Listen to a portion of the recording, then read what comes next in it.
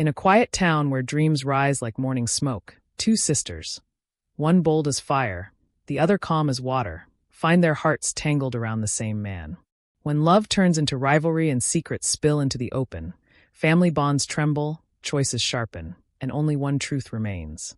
Love can lift a heart or tear a home apart. If you enjoy emotional African dramas, deep conversations, family twists, and unforgettable romance, then this story is for you. Like the story, share with someone who loves drama. Subscribe for more powerful tales every day. Lyra grows up in a small, busy town where yellow buses honk all day and street vendors shout prices like music. She is the older sister, tall and bold, with a laugh that fills a room. When she walks into any place, people notice. She talks with her hands, she looks people straight in the eye, and she always seems sure of herself, even when she is not. Lyra tells everyone she will one day own her own company and hire half the town. She likes bright clothes, loud music, and big dreams. At home, she often stands by the window, talking about the future as if it is already waiting outside the gate for her. Nomi, her younger sister, is different in almost every way. She likes soft colors, soft voices, and soft music. She listens more than she speaks. Where Lyra is fire, Nomi is water. She notices small things. The way their mother's hands shake when she is tired, the crack on the ceiling that looks like a map of a place no one has visited. Nomi loves books and quiet corners. People sometimes think she is shy, but she is not exactly shy. She just does not like to fight for space in noisy rooms. She prefers to watch, to think, and to understand before she speaks. The sisters share a small bedroom. On one side, Lyra's clothes scatter over the chair, her vision board on the wall full of magazine cutouts. Tall buildings, smiling women in suits, plane tickets. On the other side, Nomi's shelf is neat. Rows of novels, a small plant by the window, and a notebook filled with tiny, careful handwriting. At night, Lyra tells stories about the life she will live. Nomi listens, smiles, and sometimes asks quiet questions. Their mother often stands by the door and watches them with a tired, proud smile, thinking her daughters are like two different songs playing in the same house. One hot afternoon, everything begins to change, though they do not know it yet. A small co-working space opens at the end of their street, with big glass windows and a blue sign that reads, Bright Nest Studios. People go in and out with laptops and coffee cups. Lyra notices first. Look at that, Nomi, she says, pressing her face to the window. This is where rich ideas are born. I can feel it. Nomi stands beside her, peeking in. She sees a few young people gathered around tables, talking and laughing. One of them is a young man with calm eyes and a simple black t-shirt. He is listening to someone and taking notes. The next day, Lyra walks into Bright Nest Studios as if she owns it. She carries a folder filled with scribbled business ideas. Nomi does not go with her. She stays at home, washing plates and reading a book between chores. Inside the studio, Lyra clears her throat. Excuse me, she says. The calm-eyed young man looks up from his laptop. His name is Taryn. He runs a small tech business that helps local shops create simple online pages. Hi, he says, smiling in a way that feels open and gentle. Can I help you? Lyra steps closer. My name is Lyra, she says. I live down the street. I heard this is a place for ideas. I have a lot of ideas. Taryn laughs softly. That sounds like a good problem, he replies. Sit. Tell me one. She sits across from him and opens her folder. She talks fast about a delivery service for market women, an app for tailoring shops, and a small online store for local snacks. Her words pour out like a river. Taryn listens carefully, asking questions, nodding slowly. You think big, he finally says. I like that. Lyra feels something warm move through her chest. For the rest of that week, Lyra keeps going back to Bright Nest. Sometimes she pretends she is only there to work on her ideas, but she also waits for Taryn's smile, his slow nod, his quiet, tell me more. One evening, as the sun slides down behind the rooftops, they sit by the window drinking cheap coffee. So, why did you start all this? She asks, waving at the room. Taryn shrugs. I grew up watching smart people stay stuck because no one showed them tools, he says. I wanted to build a place where small ideas feel important. Lyra looks at him, thinking he is different. While Lyra's days begin to orbit Bright Nest and Taryn, Nomi moves in her own quiet circle. She goes to the town library after school, as she always has. The library is small but peaceful, with old wooden chairs and dusty shelves. One afternoon, rain starts suddenly, beating hard on the roof. A few people rush in, shaking water from their clothes. Nomi is seated in a corner, a novel open on her lap. A young man walks in, hair damp, holding a laptop under his arm. He looks around for a dry seat and spots the empty chair next to her. "Is this free?" he asks. Nomi looks up, surprised. "Yes," she says softly, moving her bag from the chair. The young man sits, opens his laptop, and glances at the title of her book. "I read that last year," he says after a moment. "The ending made me angry, but in a good way." Nomi's eyes brighten. "Most people say it's boring," she says. He shakes his head. "No, it's slow, but not boring. There is a difference." She looks at him fully now. His face seems familiar somehow, but she cannot place it. "My name is Taryn," he adds. "I work at Bright Nest Studios." The name rings in her ear. Lyra has talked about Bright Nest nonstop. Nomi feels a small click inside her mind. "I'm Nomi," she replies. "I've heard of Bright Nest." He smiles. "Good things, I hope?" She nods. "My sister goes there," she says, then stops, wondering if she should say more. "She is loud," she adds with a tiny smile. Taryn laughs. "Ah, that must be Lyra. She is not boring at all." Nomi laughs too, a quiet, airy sound. They fall into easy conversation about books, endings they hate, and characters they love. The rain goes on, but inside, time feels light. Over the next few days, Nomi finds herself hoping for rain. She returns to the library, sometimes for reading, sometimes just to sit and think. Twice more, Taryn comes in. Once, he says he is escaping the noise at Bright Nest. Another time, he says the internet at the studio is down. Each time, he greets her with that same gentle smile. They talk about simple things. How the town is changing, how people are always rushing, how silence can be a gift. "You're quiet, but you are not empty," he says once. "You have a lot going on in your head, don't you?" Nomi blushes. At home, the sisters start to talk past each other without knowing why. Lyra bursts into the room, dropping her bag on the floor. "Taryn said my app idea is actually workable," she announces one evening. "He said we can start small. Can you imagine, Nomi? Me, running a real project." Nomi smiles, but her heart skips. "That's good," she says. "I saw him today," she adds slowly. Lyra does not catch the tone. "At Bright Nest?" Nomi shakes her head. "At the library." Lyra laughs. "He reads too much for one person," she says. No wonder he talks softly. His voice is tired from all the reading. Nomi laughs with her, but later, when the light is off and the room is dark, she lies awake. She thinks of Taryn leaning across the library table, whispering, "If you wrote a story, Nomi, I would read it." Her chest feels tight and full at the same time. She presses her face into her pillow, not sure what this feeling is, afraid of giving it a name. In the bed across the room, Lyra whispers into her phone, giggling softly. "Yes, Taryn, I'm serious," she says. "One day, I'll be your biggest client." The room holds two different secrets, floating in the dark. Days turn into weeks, and the paths between the sisters and Taryn grow more tangled. Lyra and Taryn begin working on a small project together. He helps her design a simple online page for tailors in the neighborhood. She spends long evenings at Bright Nest, sitting close to him, arguing about colors and fonts. Sometimes she leans over his shoulder, pointing at the screen. "Move that button there," she says. He shakes his head. "No, users won't find it. Here is better." Their arguments end in laughter more often than not. People at the studio tease them softly. "You two act like you've been working together for years." Meanwhile, Nomi and Taryn share a different kind of space. They meet at the library or sometimes at a small, quiet cafe near the market. He often arrives with his laptop, she with a book. "Tell me what you liked about this chapter," he says, tapping the page. She explains slowly, her fingers tracing the lines. He listens with the same focus he uses when Lyra talks about business. But with Nomi, his questions are gentler, his voice softer. "You see the world like a story," he tells her. "Everything you say sounds like a scene."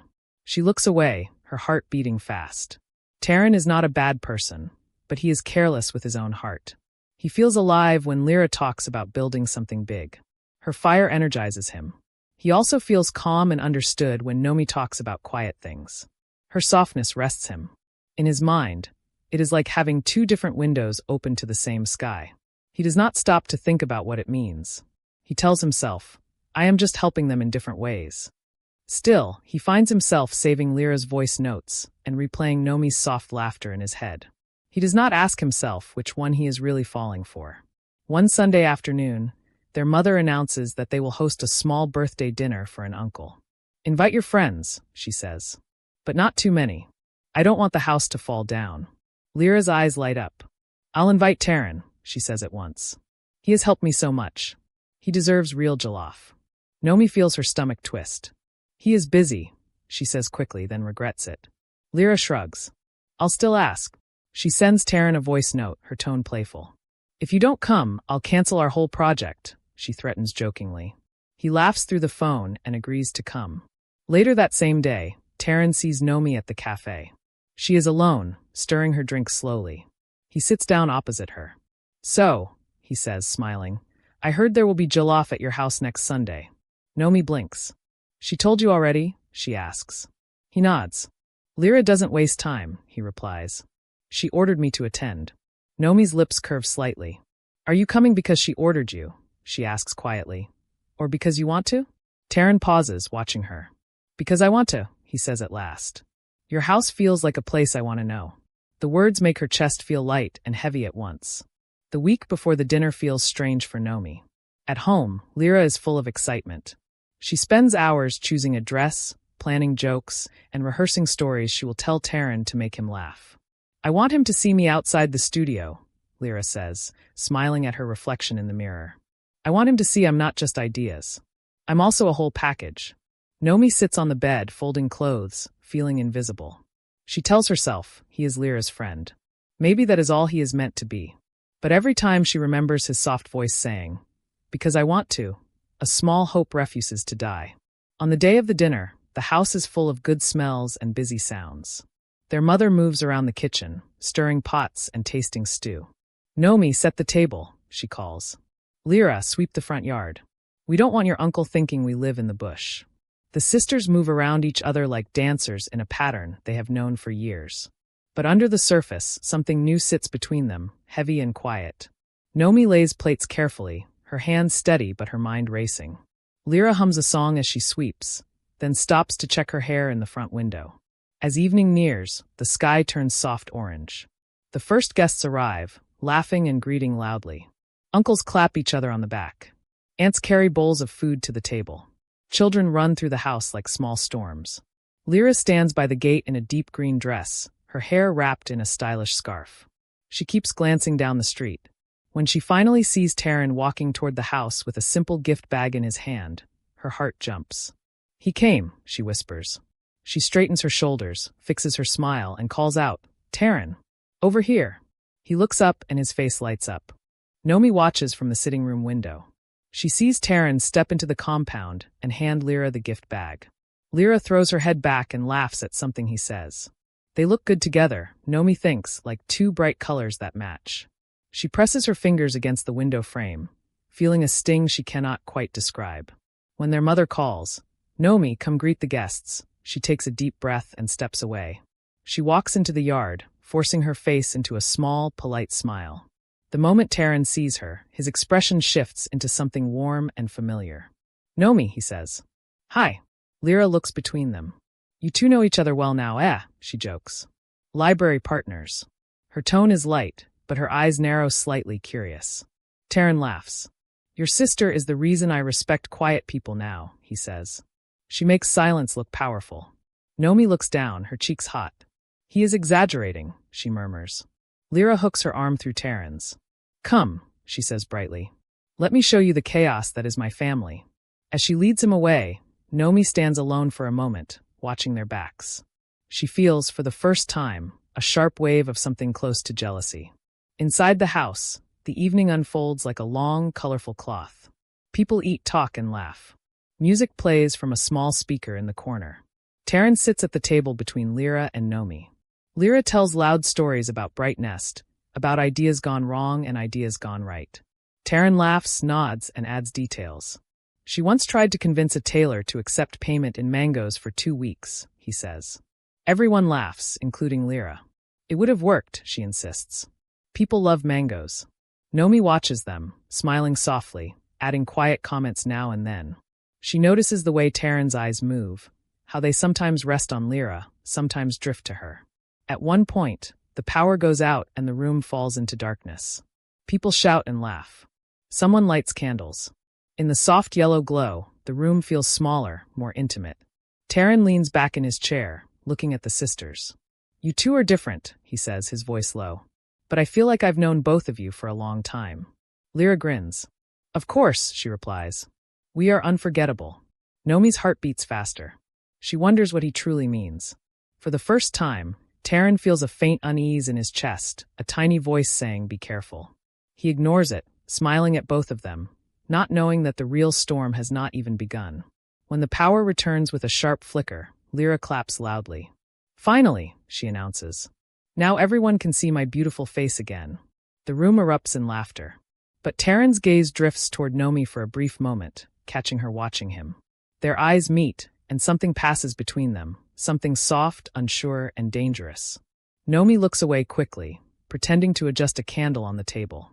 Lyra notices the exchange, but pushes the thought aside. She is too full of confidence to consider the possibility that someone might see her sister differently. After the meal, the guests scatter into groups. Some sit on the porch, others move to the backyard. Lyra and Taryn stand near the kitchen door, laughing at a joke Lyra just made. Nomi walks past them carrying empty plates. Taryn stops speaking for a moment. "Nomi, let me help you," he offers. Lyra raises her eyebrows. "She's fine," she says lightly, but there is an edge in her tone. Nomi forces a smile. "It's okay," she replies. "I'm used to doing it." Taryn hesitates, torn between the two sisters. Lyra nudges him. "Come, I want to show you something," she insists. Lyra leads him outside to the backyard where fairy lights are strung along the fence. The glow makes her skin look warm and bright. "Nice, right?" she says. "I decorated this myself." Taryn nods, impressed. "You have a good eye for things," he says. She smiles proudly and steps closer. "Sometimes I wonder," she begins softly, "if you see that." Taryn looks confused. "See what?" he asks. Lyra's voice drops. "That I like you, Taryn.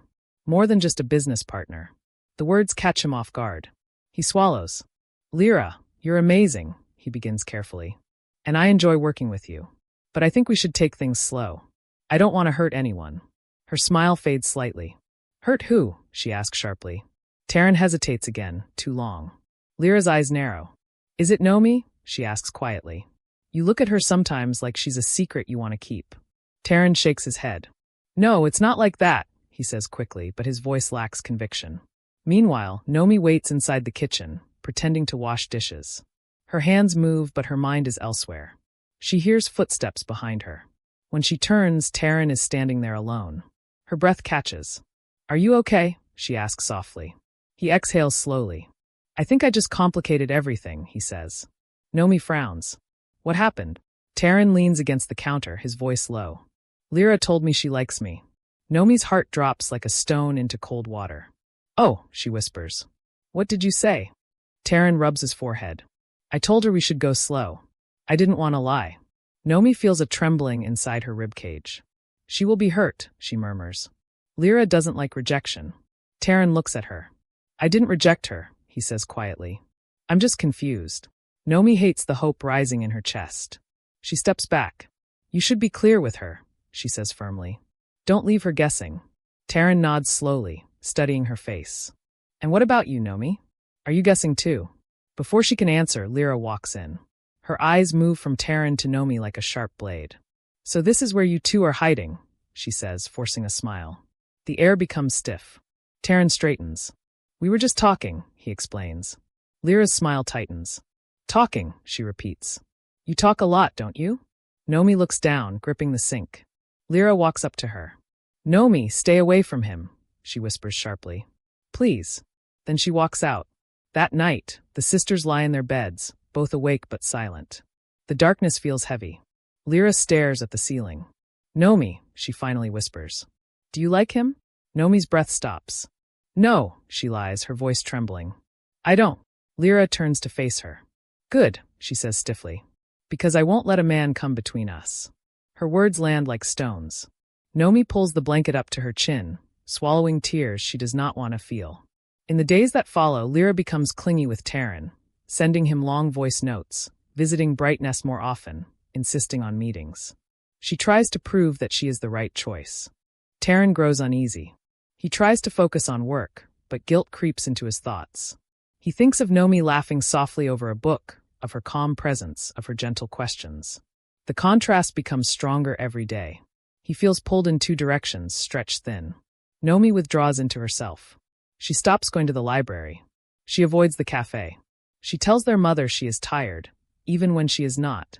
One afternoon, Taran comes by to return a book she lent him. She meets him at the gate. "You didn't show up at the library," he says gently. "I thought something was wrong." Nomi doesn't meet his eyes. "I'm busy," she replies. "And Lyra needs you more." Taran's voice softens. "But I want to see you too." Her heart twists painfully. Lyra watches from the window. When Nomi returns inside, Lyra is waiting.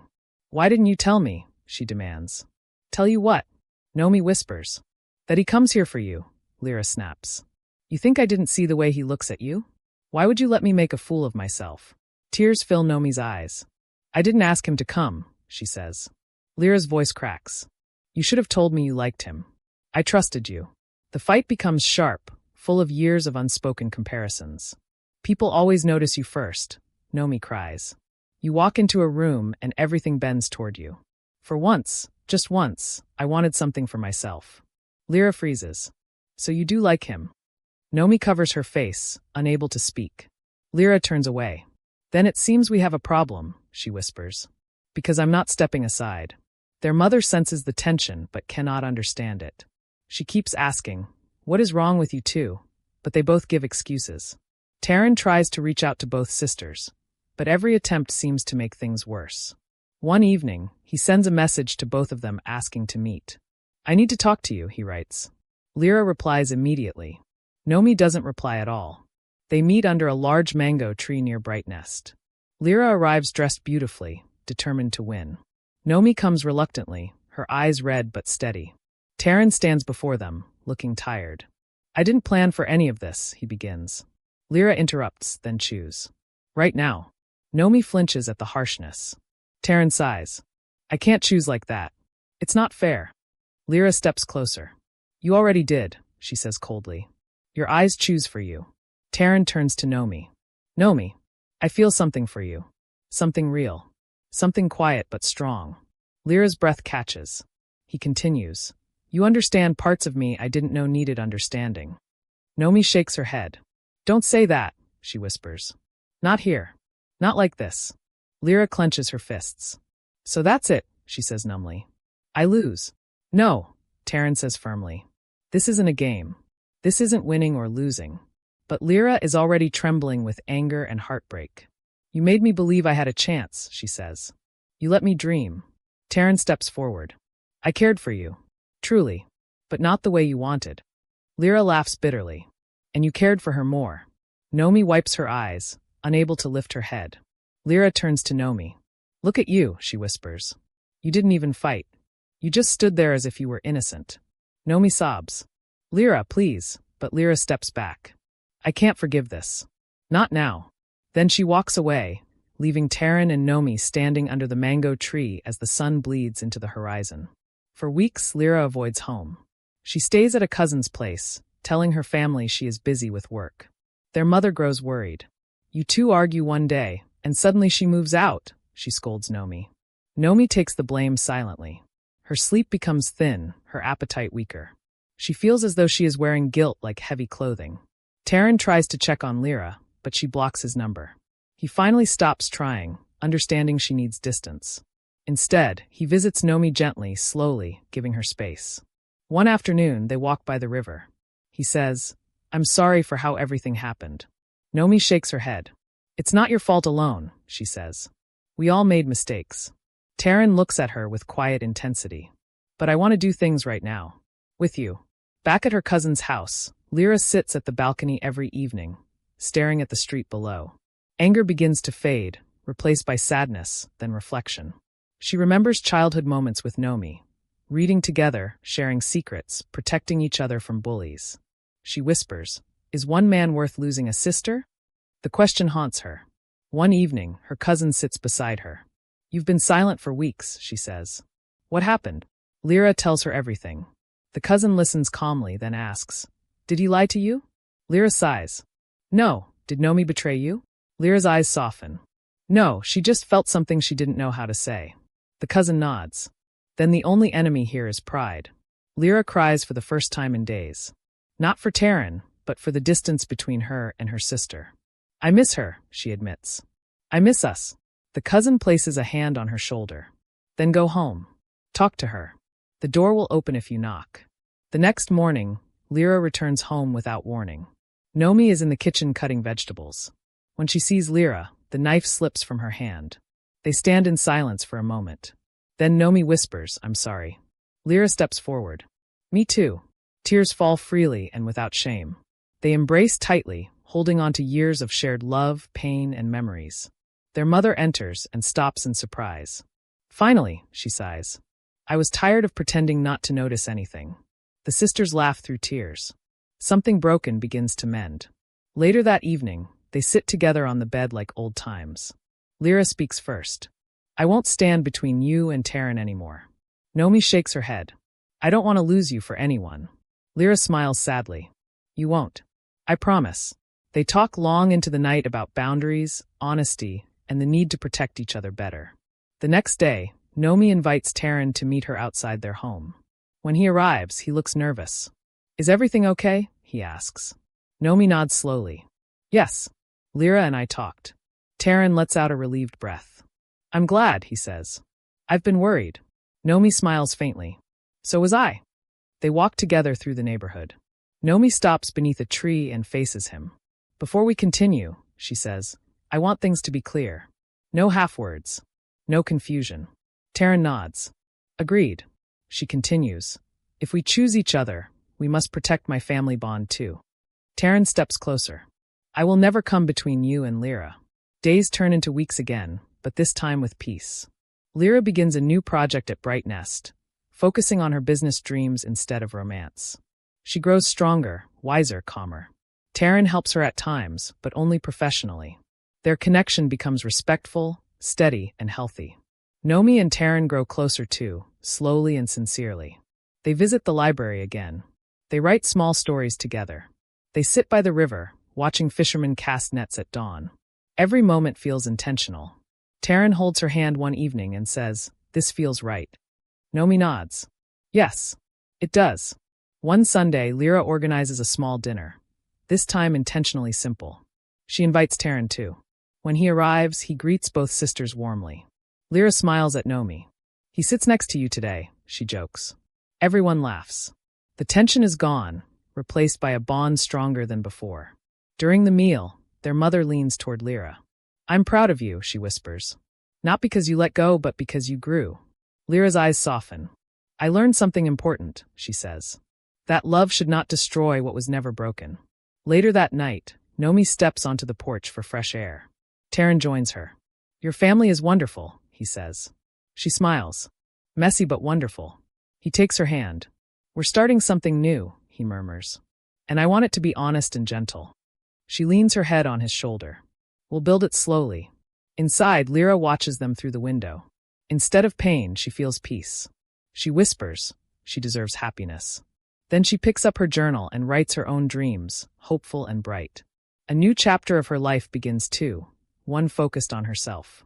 Weeks later, the three of them stand together at Bright Nest's first community event. Lyra manages the stage confidently. Nomi coordinates volunteers with her quiet grace. Taryn handles the tech with steady hands. People look at them and marvel at how well they work together. As the sun sets behind the rooftops, Taryn turns to Nomi and whispers, This story had a painful beginning but a beautiful ending. Nomi smiles, squeezing his hand. All great stories do. Lyra joins them, placing her arms around both their shoulders. And we're still writing ours, she says proudly. Their bond, tested, stretched, shaken, now stands stronger than ever. The jealousy, the pain, the confusion, all of it becomes part of their past, a chapter they survived. Lyra finds new purpose in her dreams. Nomi finds love that feels like soft sunlight. Taryn finds clarity in choosing honestly. One evening, Taryn takes Nomi to the library, the place where their connection began. He hands her a small notebook. Write, he says quietly. Write your own story. And let me be part of the chapters you allow. Nomi opens the notebook, her eyes shining. I will. On their way home, They meet Lyra buying roasted corn from a roadside stand. She hands them each a piece, grinning. "If you two ever get married," she says, "I'm giving the speech. Just warning you." They laugh loudly, the sound warm and sweet under the moonlight. That night, the sisters sit on their bed again, like they did as children. Lyra asks, "Do you think we'll ever fight like that again?" Nomi shakes her head. "Not over something like that," she says. "We learned too much." Lyra nods. "We almost broke, but we fixed ourselves." And so the story ends, not with one sister winning and the other losing, but with all three characters standing wiser than they began. Taryn chooses love honestly. Nomi chooses love bravely. Lyra chooses herself proudly. The bonds once threatened by jealousy become stronger threads woven through forgiveness and growth. Their hearts heal. Their paths unfold. And their story closes in peace. Please, like, share, and subscribe.